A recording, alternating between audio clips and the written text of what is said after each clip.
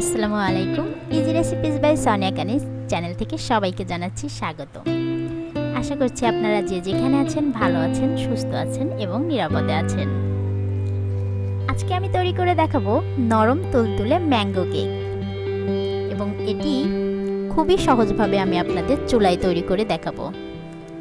খেতে খুবই অসাধারণ, এবং এই আমের মৌসুমে যদি এটি তৈরি না করেন তাহলে কিন্তু একদমই ভুল করবেন। চেষ্টা করবেন অবশ্যই আপনারা। আমি ঠিক যেভাবে ম্যাঙ্গো কেকটি তৈরি করছি আপনারাও ঠিক এইভাবে এই আমের মৌসুমেই এভাবে কেকটি তৈরি করে নেবেন।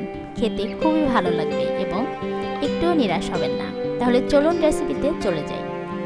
আজকে যে রেসিপিটি তৈরি করব এর জন্য আমার যা যা লাগবে, এখানে আমি 1/3 কাপ পরিমাণ চিনি, 1 চা চামচ পরিমাণ বেকিং সোডা এবং 1 টেবিল চামচ পরিমাণ নিয়ে নিয়েছি গুঁড়া দুধ, তেল নিয়ে নিয়েছি 1 কাপ, নিয়ে নিয়েছি 1/2 কাপ পরিমাণ ময়দা।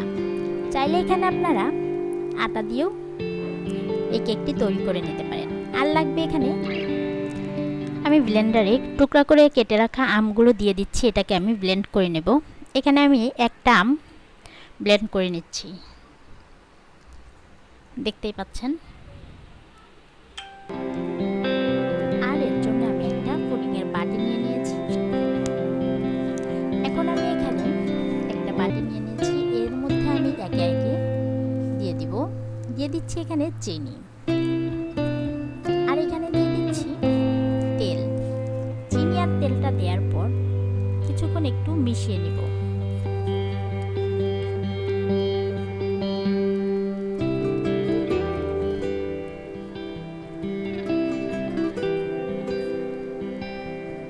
এতে করে চিনিটা খুব তাড়াতাড়ি গলে যাবে। চাইলে আপনারা এখানে চিনির পাউডার করে নিতে পারেন, তাহলে গলতে খুব বেশি সময় লাগবে না।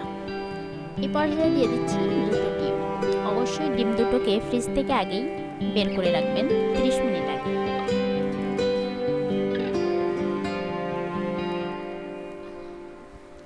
ডিমটাকে খুব ভালো করে ফেটিয়ে নিতে হবে।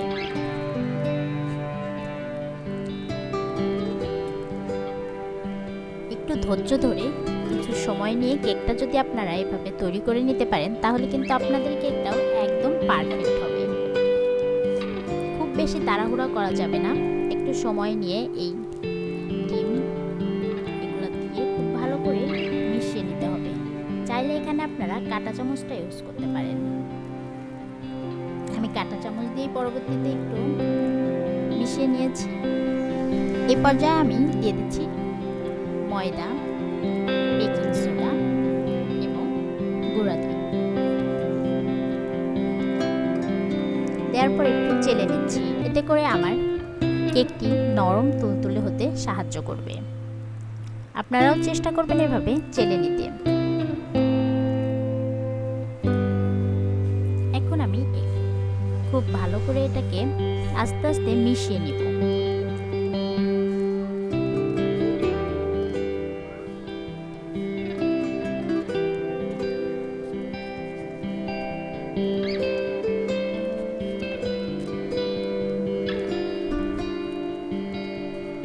দেখতেই পাচ্ছেন আমি কিভাবে মিশিয়ে নিচ্ছি।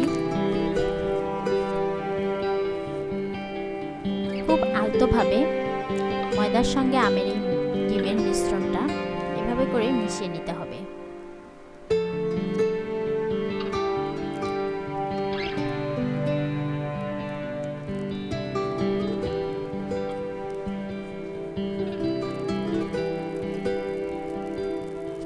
পর্যায়ে দিয়ে দেব 1 টেবিল চামচ পরিমাণ ম্যাঙ্গো।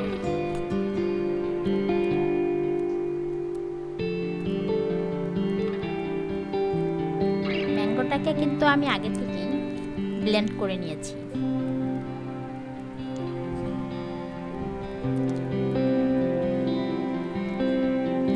আমি এটাকে খুব আলতোভাবে মিশিয়ে দিচ্ছি।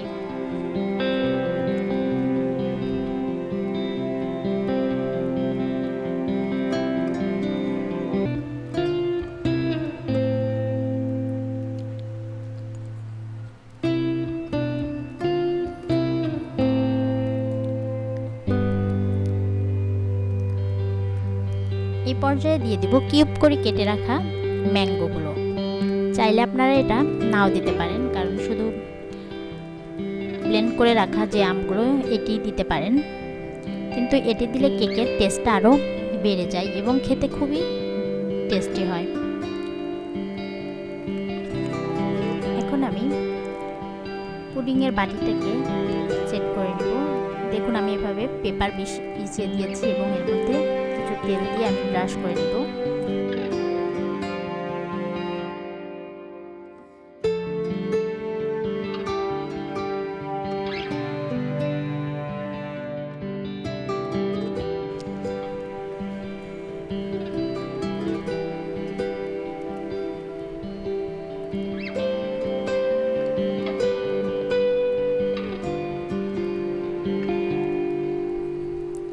ব্রাশ করা হয়ে গেলে এখন আমি এর মধ্যে দিয়ে দিব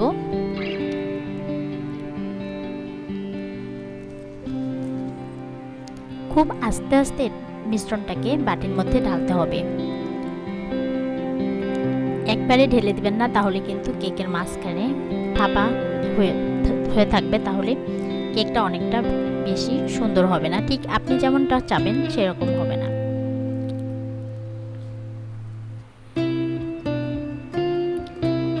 আমি বাটিটা ধরে 3-4টি এভাবে ট্যাপ করে নিব।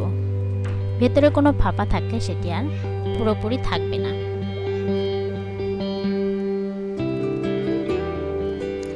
এখন চুলাটা মিডিয়াম হিটে দিয়ে আমি 10 মিনিট এটাকে হিট করে নিব। এর উপরে আমি একটি স্ট্যান্ড বসিয়ে দিয়েছি, যাতে নিচেই কেকের নিচটা পোড়া না লাগে এবং কেকটা খুব সুন্দর মতো হয়ে যায়। দেওয়ার পর এখন এটাকে আমি 45 মিনিটের জন্য ঢেকে দিব অল্প হিটে। খুব বেশি হিটে দেওয়া যাবে না, মিডিয়াম হিটেও দেওয়া যাবে না। 5 মিনিট আপনারা একটু মিডিয়াম হিটে দেওয়ার পর 5 মিনিট পরে এটাকে লো হিটে দিয়ে ঠিক 45 মিনিট অপেক্ষা করতে হবে। দেখা হবে 45 মিনিট পর।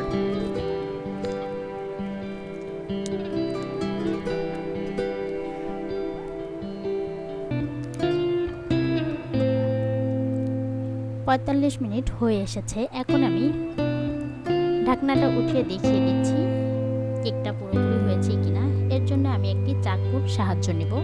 চাকুটা কেকের ভিতরে ঢুকিয়ে দিব এবং দেখতেই পাচ্ছেন আমার কেকটা পুরোপুরি হয়ে এসেছে, কারণ চাকুটা খুব ভালো মতো উঠে এসেছে।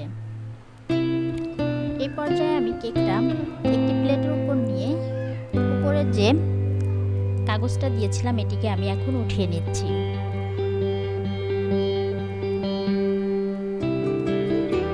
দেখুন আমার কেকটার কালারটা কতটা সুন্দর এসেছে। আমি জানি না আপনাদের ক্যামেরার পেছন থেকে কেমন লাগছে, কিন্তু আমি সামনাসামনি খুবই সুন্দর একটি কালার এসেছে এবং খুবই সুন্দর হয়েছে আমার কেকটি। দেখুন কতটা নরম তুলতুলে হয়েছে এবং দেখতেই পাচ্ছেন আমি একটু কেটে দেখিয়ে দিচ্ছি ভেতরটা কতটা সুন্দর হয়েছে এবং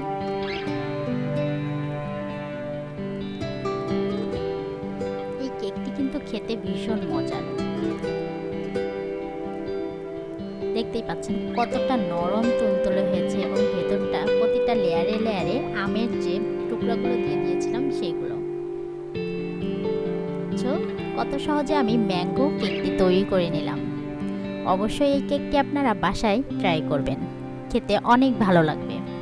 আর আজকের রেসিপিটি আপনাদের পছন্দ হলে অবশ্যই আমার চ্যানেলটি সাবস্ক্রাইব করবেন এবং সবাই ভালো থাকবেন। আজকের মতো এখানেই বিদায় নিচ্ছি।